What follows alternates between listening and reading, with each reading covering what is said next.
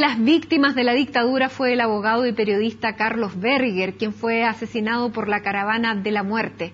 Su deceso motivó que su esposa saliera a defender los derechos humanos durante el régimen de Augusto Pinochet.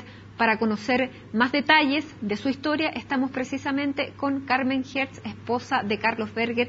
Carmen, gracias por acompañarnos esta noche. Bienvenida. Carmen, primera pregunta, ¿qué le parecieron las declaraciones de Manuel Contreras, quien niega, por ejemplo, los detenidos desaparecidos, las torturas, que haya lanzado cuerpos al mar, como lo que ocurrió con Caravana de la Muerte? Bueno, hola Matilde, gracias por la invitación.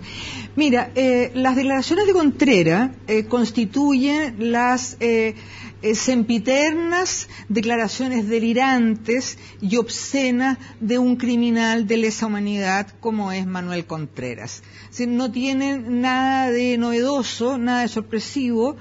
Miente, ha mentido siempre, esa es su característica, y a estas alturas, con todas las evidencias, con las miles de evidencias que existen en los procesos, las obscenidades de Manuel Contreras van más allá de lo patético, es decir, son absolutamente ni siquiera dignas de ser tomadas en cuenta. Él dice, por ejemplo, que Villa Grimaldi era solo un cuartel. ¿Usted es testigo de lo que pasaba en Villa Grimaldi? Bueno, Villa Grimaldi, o el cuartel Terranova, en la jerga de la DINA, fue uno de los centros de detención clandestinos, de tortura y de muerte también, más importantes que la DINA tuvo. Empezó a funcionar a mediados del año 74 y siguió funcionando hasta el año 77. En todos los procesos está establecida la responsabilidad de Manuel Contreras como el máximo jefe de la DINA. Cuando se constituye la DINA, está todo ya, se sabe. La DINA se constituye en noviembre del año 73, se reclutan, ¿no es cierto?, personal en las escuelas de suboficiales, de carabineros y del ejército, a altos oficiales del ejército, se instruyen en Rocas de Santo Domingo bajo la supervisión de Manuel Contreras, empiezan a operar las primeras unidades en el subterráneo de la Moneda y de ahí son enviados al primer cuartel secreto de la DINA conocido en Londres 38, que era conocido como el cuartel Yucatán. Ahora, a 40 años uno pudiera esperar que la actitud de una persona como Manuel Contreras, apelando a su humanidad, pudiera ser distinta, pudiera reconocer, pudiera haber un dejo de perdón, o esta negación es también una parte psicológica para poder seguir viviendo. ¿Él cree todo lo que dice? Yo no creo en las falencias psicológicas de Manuel Contreras.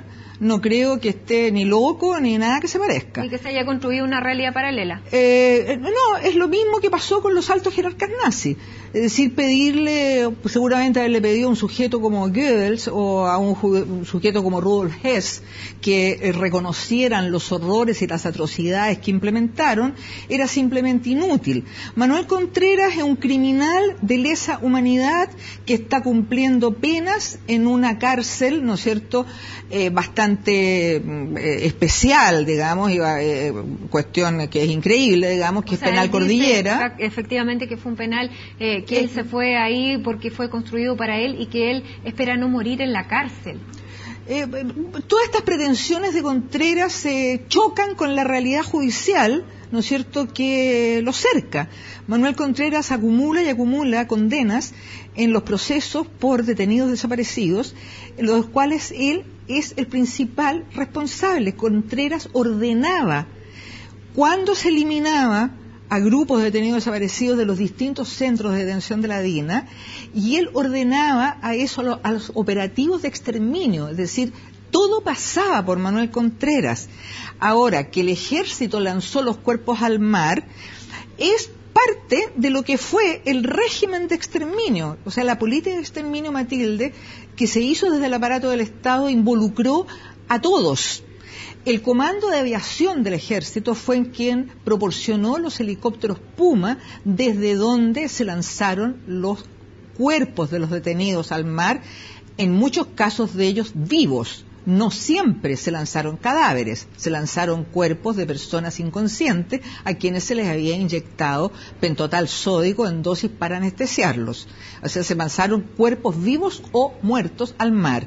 El Comando de Aviación del Ejército utilizó los helicópteros, utilizó su base aérea de Tobalaba, desde ahí despegaban los helicópteros, ahí llegaban los agentes de la DINA en camioneta, montaban los cuerpos en sacos, los helicópteros despegaban desde Tobalaba, iban a veces a Peldehue a recoger otro grupo de detenidos y los lanzaban al mar en acciones perfectamente coordinadas.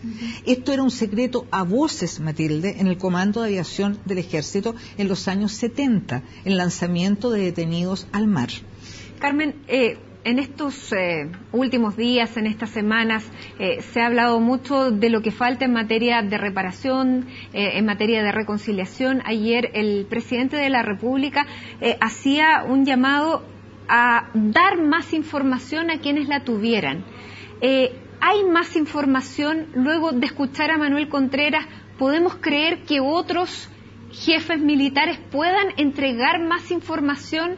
¿Es Manuel Contreras un caso aislado que vive en esta negación, o hay otras personas que pudieran entregar más información? Yo creo que hay personas que pueden entregar más información. De hecho, el pacto de silencio, como se ha llamado el código, que es similar a la hormeta de la mafia, ¿no es cierto?, se ha quebrado y se ha requebrajado. ¿Y por dónde empezó a requebrajarse? Por los mandos más bajos, ¿no es cierto? Los guardias de los centros de detención, suboficiales, empezaron a entregar la verdad. Eso fue abriendo camino para el conocimiento de los hechos monstruosos de las atrocidades pesadillescas que en este país vivieron centenares de personas, ¿no es cierto? Por lo tanto, incluso hemos llegado a oficiales que han entregado también antecedentes acerca de cómo funcionaba la DINA, cómo eran los operativos de secuestro y cómo eran los operativos de exterminio. Por ejemplo, el general Lagos. Él fue una persona distinta y recordemos, el general Lagos fue el que le dio a usted información sobre lo que había pasado con su marido, con Carlos Berger. ¿Podemos hacer una distinción entre oficiales y oficiales? Por cierto, el general Lago no puede ser puesto de ninguna manera, digamos, en el nivel de los oficiales que se... ¿Hay más generales Lagos? El general Lagos, yo quisiera decir, Matilde, fue una persona muy especial. Si bien es cierto, era el jefe de la división, de la primera división del ejército con sede en Antofagasta al momento del golpe, asume la conducción del golpe en su zona, a su cargo queda el campo de concentración de Chacabuco, eso es así. El general Lagos tuvo gestos de coraje y un sentido de un ejército de alguna manera republicano. Uno, al entregar los antecedentes de quienes integraron la comitiva en una época dura y compleja. Lo hizo el año 1985. En entregar su testimonio ante los tribunales y con eso realmente haber perdido casi la pertenencia. El general Lagos fue hostilizado, fue perseguido.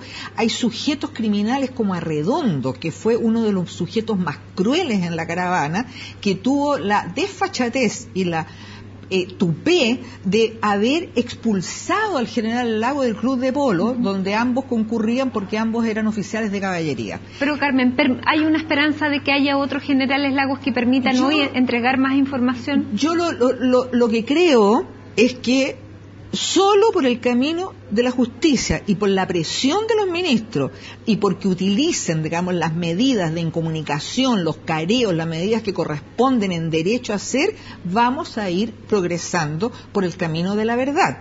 Así ha sido hasta ahora.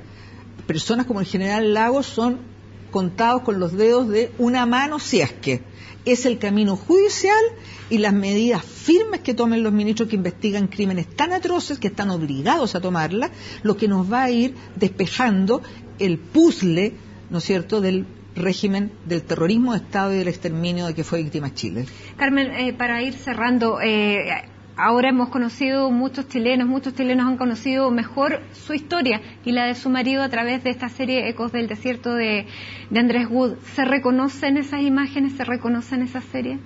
Sí, me reconozco.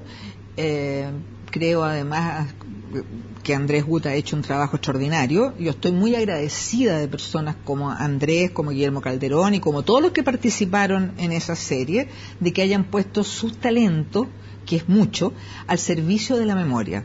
Creo que eso es lo que le hace falta a este país, porque en definitiva eso es lo que nos va a hacer reconstruir nuestra memoria colectiva, hacerla nuestra, porque es la colectiva, y lo que nos va a permitir en definitiva, Matilde, tener una patria más inclusiva, una patria más justa y en la cual todos tengamos cabida, no solo unos pocos. La última pregunta, ¿qué va a hacer mañana, 11 de septiembre?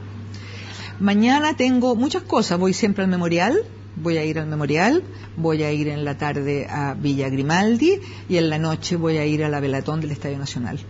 Muchísimas gracias, Carmen Hertz, abogada de derechos humanos y viuda de Carlos Berger. Muchísimas gracias por acompañarnos. Gracias a ustedes.